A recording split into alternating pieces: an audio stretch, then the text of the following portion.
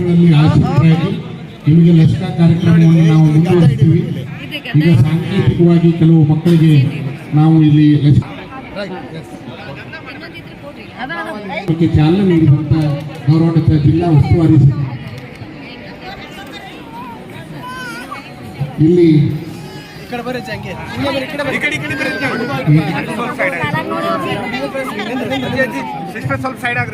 ಅಲ್ಲಿ ಪರಮ ಪೂಜ್ಯ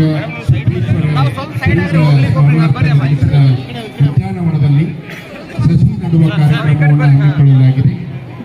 ಬಹಳ ವಿಶೇಷವಾಗಿ ಉದ್ಯಾನವನ ನಿರ್ಮಾಣ ಆಗಿದೆ. ಸಸಿ ನೆಡುವುದರೊಂದಿಗೆ ಕೆಲವು ಸಸಿಗಳನ್ನು ಹಂಚುವ ಕಾರ್ಯಕ್ರಮವನ್ನು ಕೂಡ ಅಲ್ಲಿ ಹಮ್ಮಿಕೊಳ್ಳಲಾಗಿದೆ. ವೃಕ್ಷವು ರಕ್ಷಿತ ಜಲಸಂಪನ್ಮೂಲ ಇಲಾಖೆ, ಕೃಷ್ಣಾ ಭಾಗ್ಯ ಜಲ ನಿಗಮ, ಅರಣ್ಯ ವಿಭಾಗದ ಆಲಮಟ್ಟಿ ಇವುಗಳ ಆಶ್ರಯದಲ್ಲಿ ಸಿದ್ದೇಶ್ವರ ಶ್ರೀಗಳ ಸ್ಮರಣಾರ್ಥ ಅಲ್ಲಿ ಉದ್ಯಾನವನ 23 ಇದೆ.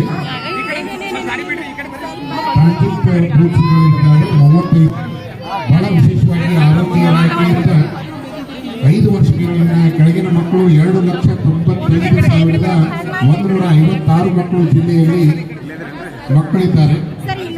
ಅವರಿಗೆ ಟೋಟಲ್ ಬೂತ್ಸ್ ಅನ್ನ 1,331 ಬೂತ್ಗಳನ್ನು ಮಾಡಲಾಗಿದೆ.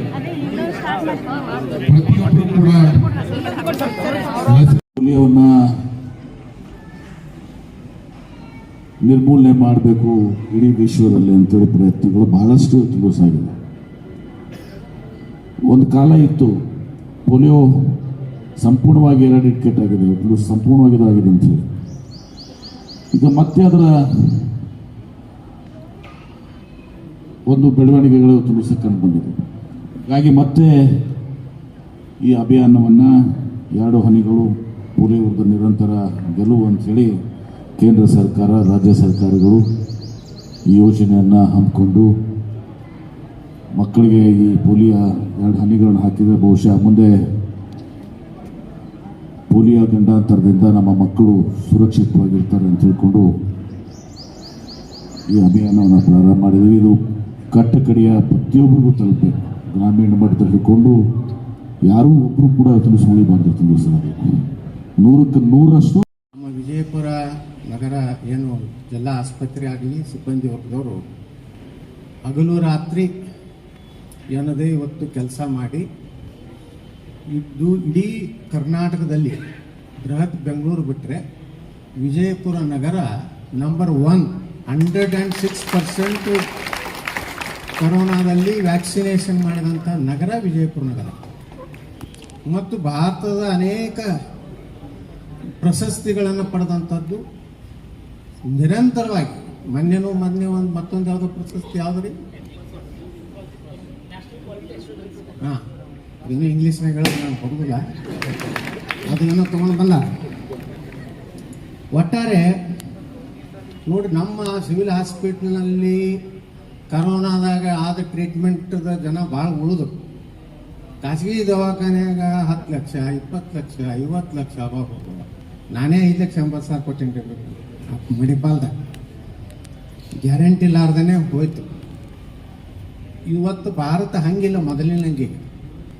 ಈಗಾಗಲೇ MB ಪಾಲ್ರಿ ಹೇಳೋದಂತೆ ನಮ್ಮ ದೇಶ 2014ರಲ್ಲೇ ಪೋಲಿಯೋ ಮುಕ್ತ ಭಾರತ ಅನ್ನುವಂಥದ್ದು ವಿಶ್ವ ಆರೋಗ್ಯ ಸಂಸ್ಥೆನೇ ಇವತ್ತು ಡಿಕ್ಲೇರ್ ಮಾಡಿದೆ. ಆದಾಗ್ಯೂ ಸಹ ಮುಂಜಾಗ್ರತೆ ಯಾವಾಗಲೂ ಪ್ರಿಕಾಷನರಿ ಇರಬೇಕು.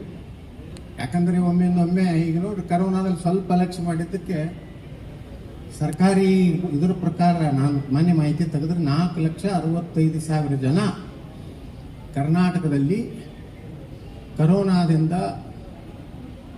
ಅವರು ತಮ್ಮ ಪ್ರಾಣವನ್ನು ಕಳ್ಕೊಂಡಿದ್ದಾರೆ.